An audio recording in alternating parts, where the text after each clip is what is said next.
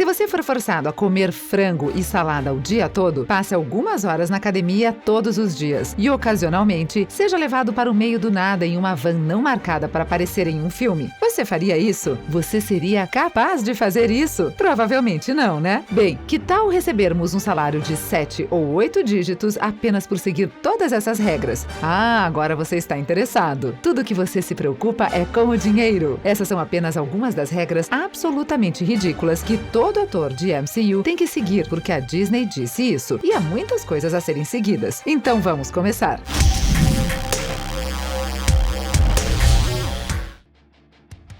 Recentemente aprendemos sobre um novo crime que alguém poderia cometer. Isso falou Chris Hemsworth durante a Supernova Comic Con de 2017. Hemsworth disse que é ilegal para um ator do MCU aparecer em um filme da DC. Sim, é ilegal. E verificamos as leis de todos os países do mundo apenas para confirmar isso. E definitivamente é verdade. De fato, em todo o mundo, isso levará você 20 anos de prisão. E você não poderá sair mais cedo. Não há fiança nem nada. Você terá que viver com as consequências. Isso também significa que Ryan Reynolds não estará interpretando Deadpool no MCU desde que ele interpretou Lanterna Verde em 2011. Pelo menos ele acabará sendo o homem mais bonito da prisão. Agora, Kevin Feige, o grande homem da Marvel Studios, disse que não há restrições sobre o que os outros atores de super-heróis do MCU podem interpretar. Vimos Josh Brolin como Thanos e Cable. Claro, esses são os dois personagens do MCU, mas e Adebayo Akinnuoye-Baj, que interpretou o Crocodilo em Esquadrão Suicida, depois aparecendo em Thor, o Mundo Sombrio. Afinal, temos que melhorar a pesquisa porque tínhamos certeza de que era ilegal. Se você sabe alguma coisa sobre os estúdios da Marvel, é porque eles são incrivelmente de boca fechada e dão as respostas mais vagas para todas as perguntas. De vez em quando, eles dão mais informações do que precisam, mas esses acontecimentos são poucos. Em vez disso, normalmente procuramos os atores por spoilers. Agora, a maioria dos atores não fala sobre detalhes da trama e o futuro da MCU como Marvel Studios, mas às vezes eles deixam escapar algumas informações. Estamos olhando para vocês, Tom Holland e Mark Ruffalo. Dito isto, Tom Holland é definitivamente o pior com spoilers do que Mark Ruffalo. De fato, ele faz tanta informação escorregar que a Marvel Studios já está indo junto com ele neste momento. Nos encontros da imprensa Vingadores, Guerra Infinita, eles zombavam da incapacidade de Holland de ficar de boca fechada. Eles até colocam ele junto com o melhor homem de Hollywood, Benedict Cumberbatch, que é conhecido por ser bom em evitar spoilers. Tom Holland claramente adora interpretar o Homem-Aranha, tanto que ele não consegue parar de falar sobre isso. E nós realmente o admiramos por isso. É bastante adorável, honestamente. Se você ainda não viu o Homem-Aranha Longe de Casa, esta entrada terá um pequeno spoiler, então pule para frente até ver o número 4 no canto. Se você já viu, então vamos entrar. Em 2001, o editor-chefe da Marvel na época, Joe Quesada, criou uma política sobre fumar nos quadrinhos da Marvel. Afirmou que nenhum personagem principal podia ser visto fumando. Eles não queriam fazer parecer legal, porque esses dias ficaram para trás. É um hábito doentio e ninguém deveria fazê-lo. Este anúncio foi trazido a você pelo Capitão América. Sério, porém Wolverine era um fumante conhecido nos quadrinhos, mas agora ele largou o hábito, ou pelo menos está fazendo isso fora das páginas. O que sabemos é que Nick Fury ainda está fumando porque ele não é um personagem principal. Agora, você pode estar dizendo, Obadiah Stane estava fumando no primeiro filme do Homem de Ferro, tão claramente que essa política não existe no MCU. Bem, dissemos especificamente que era para os quadrinhos. Não foi até a Disney comprar a Marvel Studios que eles incorporaram essa política em seus filmes. Então não espere ver Nick Fury ou J. Jonah Jameson fumando em breve. Lembra-se da introdução quando dissemos que os atores da Marvel são ocasionalmente levados para o meio do nada em uma van não marcada? Sim, não estávamos exagerando nem um pouco. Elizabeth Olsen, que interpreta a feiticeira Escarlate, será a primeira a dizer que ela mesma experimentou. Ela foi refrescantemente honesta sobre como a Marvel Studios filmou seus filmes, o que é algo que gostaríamos de ver mais atores fazendo. Especificamente, ela falou sobre Vingadores, Guerra Infinita. Na Ace Comic Con, em Seattle, ela e Paul Bettany foram entrevistados entrevistados por quem mais? O ícone nerd Kevin Smith. Segundo Olsen, ela não tinha absolutamente nenhuma ideia do que aconteceria no final da Guerra Infinita, até o último dia de filmagem, falando sobre como manter isso em segredo. No último dia, os irmãos Russo colocaram todos os atores em uma grande van e disseram-lhes como o filme terminaria enquanto eles viajavam para o local das filmagens. É muito difícil para os atores simplesmente se adaptarem com um estalar de dedos, mas a Marvel Studios apenas lança o melhor dos melhores, e é seguro dizer que eles fizeram isso.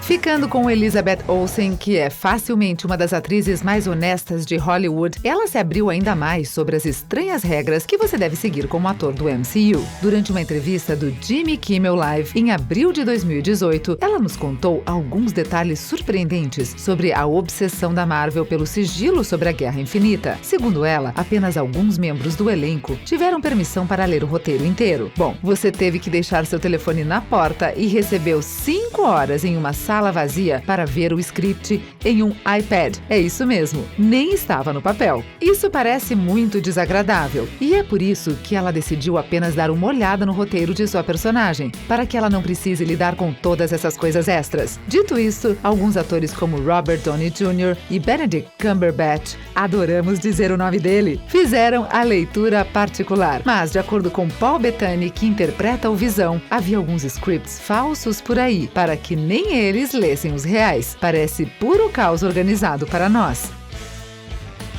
A marca de um bom ator é aquela que fica no personagem. Eles realmente se interessam pelo personagem e agem como se fosse uma pessoa diferente naquele momento. Eles são o personagem, não alguém que finge ser outra pessoa. Por isso foi tão difícil ver o Homem de Ferro partir. Aqui está um cara que interpretou o personagem que deu início a todo o MCU desde 2008. O mais difícil é quando você tem que passar o manto de um personagem que você está interpretando para outra pessoa. Estamos falando de Chris Evans e Capitão América. O contrato de Chris Evans terminou e ele estava pronto para deixar o Capitão América, mas claramente a Marvel Studios não estava. Vê-lo envelhecer com a Peggy foi um belo final de sua história. E quando ele passou seu escudo para o Sam Wilson, foi mais do que apenas um momento do filme. Era um ator dando seu papel a outro, algo que o Evans teria que fazer. Agora ele poderá seguir uma carreira na direção de filmes, como sempre quis, e a Marvel Studios poderá continuar com o Capitão América. É um acordo ganha-ganha para ambos os lados. Uma das regras mais importantes que um ator do MCU tem que seguir é entrar na academia e ficar em forma. Você já viu um super-herói gordo? Bem, exceto Thor gordo, isso é. Sim, achamos que não. Estar em forma só vem com o território de ser um super-herói, mas ficar em forma não é a parte mais difícil, senão ficar em forma. A transformação de Chris Pratt de Parks and Recreation para o Senhor das Estrelas foi uma grande transformação. Ele era conhecido como um comediante gordinho e agora é uma freira. Ele também foi muito honesto e isso deu ao Chris um lugar entre os 3 primeiros do MCU. Mas apenas bater no ginásio não é suficiente. Além de ficarem bem, os atores do MCU precisam aprender a lutar, o que envolve intenso regime de treinamento, que a maioria de nós não seria capaz de completar. Para Pantera Negra, Chadwick Boseman aprendeu artes marciais com Maurice Crump. Ele também trabalhou com Bill McLeod, um grão-mestre de jiu-jitsu no Brooklyn.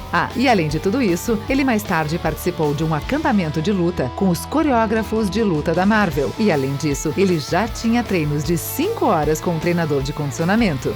As verificações de antecedentes são muito importantes quando você procura contratar alguém para qualquer trabalho. Isso só precisa ser feito porque existem muitas histórias de empresas que não fazem a verificação de antecedentes adequada e pagando as consequências posteriormente. A Marvel Studios é conhecida por seu extenso processo de seleção de elenco, que envolve uma verificação de fundo incrivelmente profunda. Eles provavelmente ligariam para os seus pais para obter informações se precisassem. No caso do diretor de Guardiões da Galáxia, James Gunn, sua verificação ocorreu depois que ele dirigiu os 2 primeiros filmes. A Marvel Studios encontrou alguns tweets interessantes que Gunn fez há muitos anos e o demitiu antes que ele fosse trazido de volta. Tom Vaughan Lawlor, que interpretou Ebony Maw, foi entrevistado no programa Second Captains da RTE Radio 1, onde falou sobre o filme. Ele disse que era incrível fazer parte, mas que estava tão nervoso com a verificação de antecedentes, embora não tivesse um passado sombrio. E isso nem menciona todas as renúncias e contratos que ele assinou. Supostamente, havia muitos deles para contar. Vaughan Lawlor disse que não estava contratando alguém que provavelmente vazaria informações, mas ainda assim acabou contratando Tom Holland de qualquer maneira.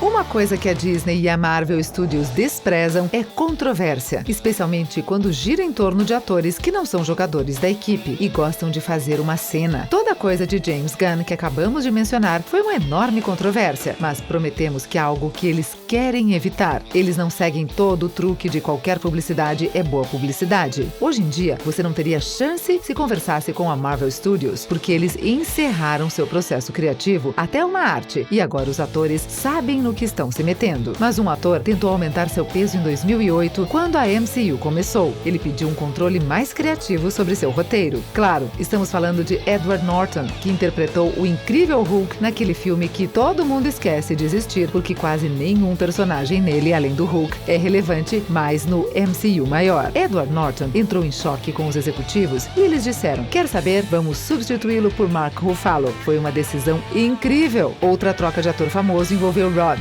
Terrence Howard foi substituído por Don Cheadle e supostamente Howard só saiu porque foi humilhado pela Marvel Studios durante as negociações do contrato.